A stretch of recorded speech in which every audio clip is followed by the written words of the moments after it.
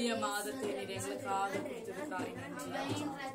7வது மாதத்தை காணும்படியா என் தேவனே நீங்க எங்களுக்கு சுக பலன் ஆரோக்கியம் ஜீவனை கொடுத்ததுனால உமக்கு கொடான கொடி நன்றி நன்றி நன்றி நன்றி செலுத்துகிறோம். ஹல்லேலூயா ஹல்லேலூயா. ஸ்தோத்திரம் ஸ்தோத்திரம் ஸ்தோத்திரம் ஸ்தோத்திரம் அப்பா. ஹல்லேலூயா. எங்கே 2 பேர் 3 பேர் கூடிய நாமத்தை நிமித்த துதிக்கிறீர்களோ அவர்கள் மத்தியில நான் வாசம் பண்ணுவேன் என்று சொன்ன தெய்வமே, எங்கள் மத்தியில ஆண்டவரே அப்பா ஸ்தோத்திரம் கர்த்தா. விரும்பியா இருக்கிற இந்த இடத்துல என் தேவன் ஆண்டவரே நீர் கடந்து வந்த கிருபைக்காய் மக்கு நன்றி அப்பா. மக்கு நன்றி செலுத்துகிறோம். எங்கள் மத்தியில நீங்க இருக்கிறீங்க இயேசுவே. எங்கள் மத்தியில நீங்க அசைவாடி கொண்டு இருக்கிறீங்களே அதற்காய் மக்கு நன்றி நன்றி அப்பா. நன்றி செலுத்துகிறோம் அப்பா. ஹல்லேலூயா. இன்னும் உம்மை அறியணுமே, இன்னும் உம்மை அறியணுமே, இன்னும் கிட்டி சேரணுமே, இன்னும் கிட்டி சேரணுமே. பிரசன்னா பிரசன்னா தேவ பிரசன்னா பிரசன்னா பிரசன்னா தேவ பிரசன்னா ராஜாவும் பிரசன்னா போதுமையா, எப்போதும் எனக்கு போதுமையா. ராஜாவும் பிரசன்னா போதுமையா, எப்போதும் எனக்கு போதுமையா. பிரசன்னா பிரசன்னா பிரசன்னா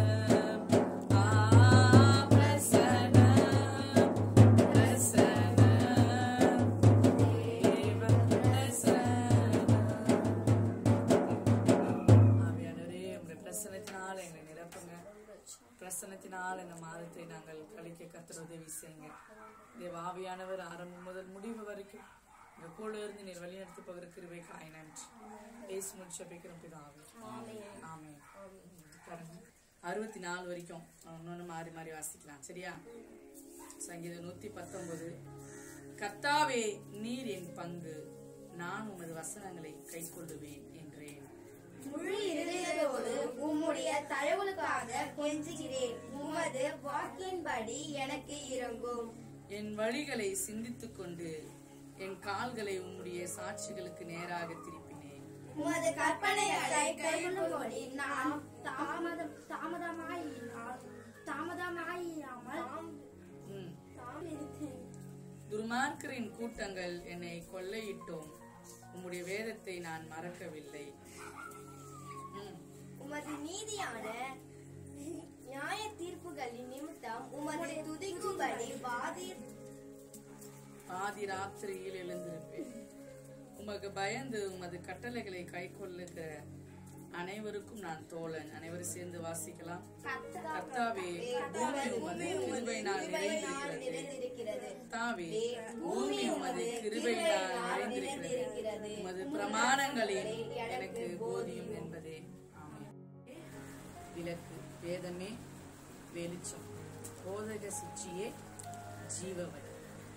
சொல்லுங்க.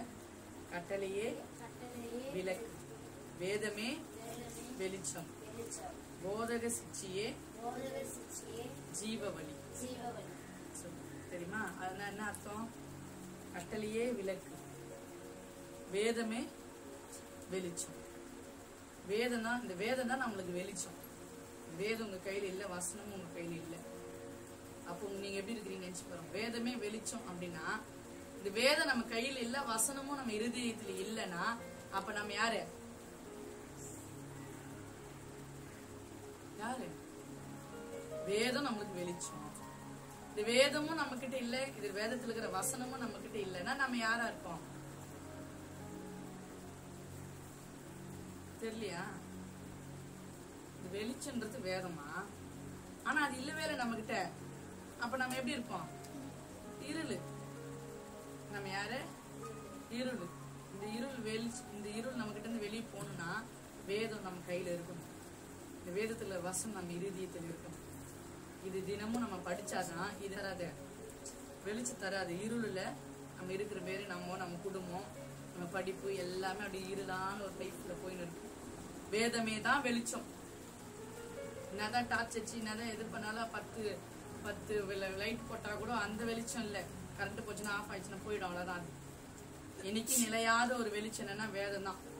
அந்த வசனம் எவ்வளவு நமக்குள்ள இருக்குதோ, எவ்வளவு இந்த வசனத்தை நம்ம படிச்சு நம்ம உள்வாங்குறோமோ, எவ்வளவு இந்த வசனத்து பிரகாரம் நம்ம நடக்கிறோமோ, எவ்வளவு அது தியானிக்கிறோமோ, அதுதான் நம்ம என்ன ஆகும், வெளிச்சத்துக்கு கொண்டு வரும்.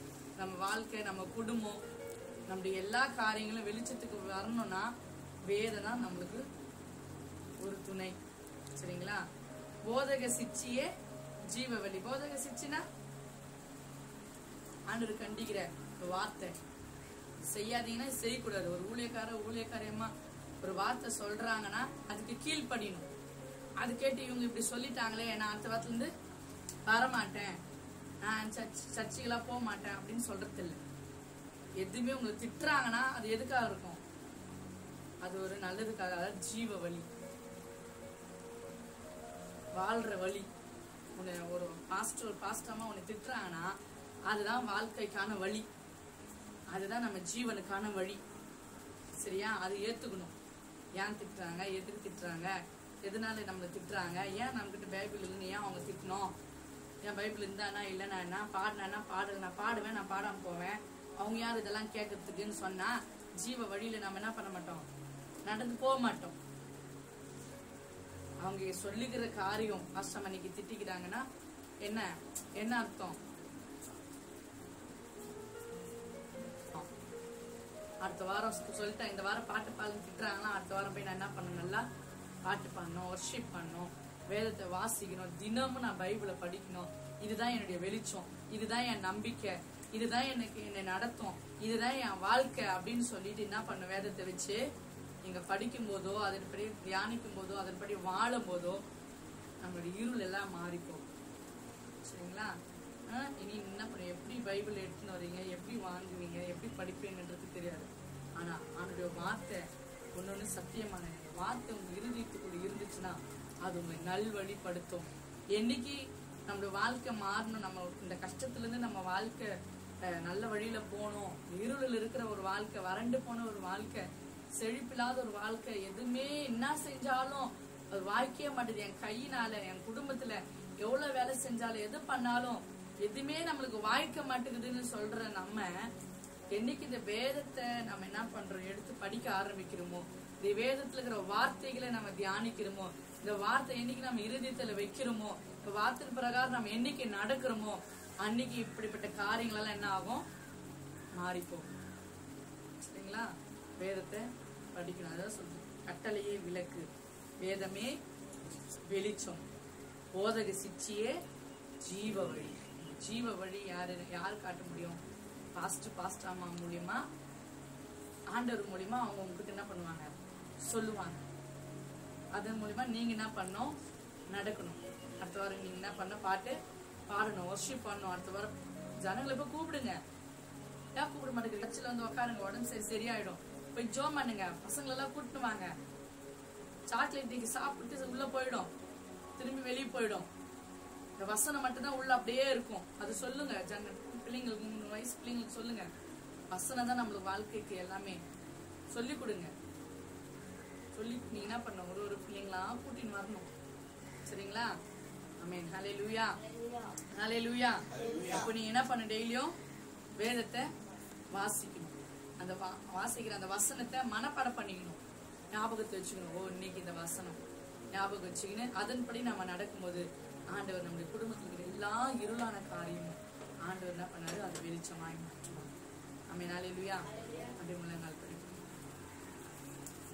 ஸ்தோத்திர ஆண்டவரே, உம்மை துதிக்கிறோம் அப்பா. நல்ல பிதாவே, நன்றியோடு அருமையான நாளுக்காக நன்றி. ஆண்டவரே, உங்க பிள்ளைகள் ஆண்டவரே அப்பா ஸ்தோத்திரங்க கர்த்தாவே, வேதத்தின்படி நடக்கவும் ஆண்டவரே, அதன்படி வாழவும், அதை தியானிக்கவும் என் தேவனை நீங்க கிருபை செய்வீராக. இந்த எருமவெட்டி கிராமம் உமக்கு சொந்தமாய் மாறட்டும். இந்த எருமை வெட்டியில இருக்கிற ஒவ்வொரு குடும்பமும் உம்முடைய குடும்பம் ஆண்டவரே.